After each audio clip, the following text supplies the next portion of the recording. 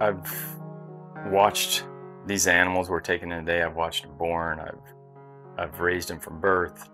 They were completely raised on this ranch alone, completely raised on grass.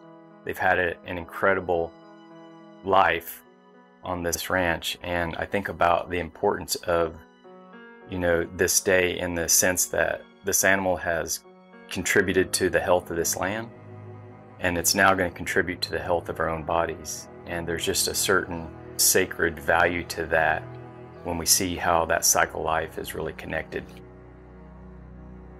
This relationship between the land and the animal and my health and my family's health, it's all related, and that animal is part of that process that benefits all of us. Knowing this full cycle life is really important to me.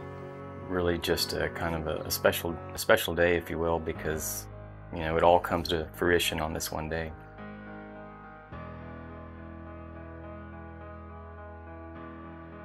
We've taken such extreme care of these animals. They've never had a medical issue, not one time in their life. They've never had to be treated with any kind of antibiotic ever, or any kind of vaccine of any sort, partly because they've been just isolated here with no other outside contact.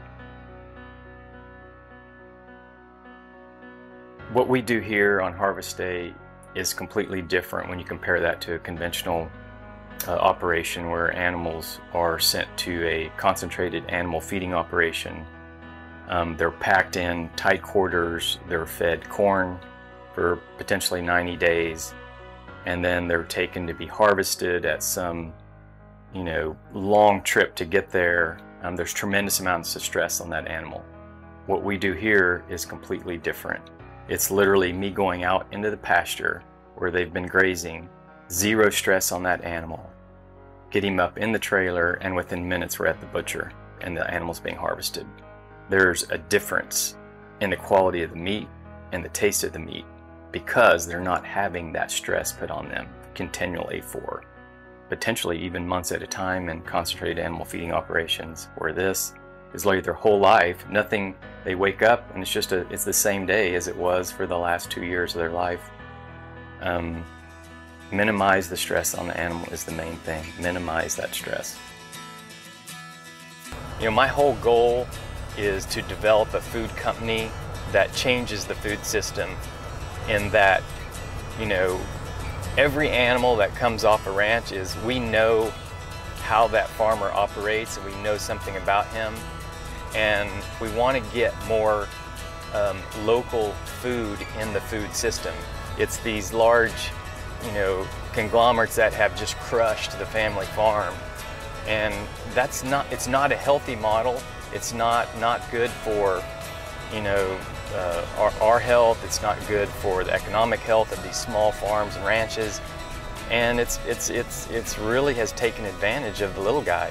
And we want to flip that model on its head and try to get the little guy back where he can make a decent profit.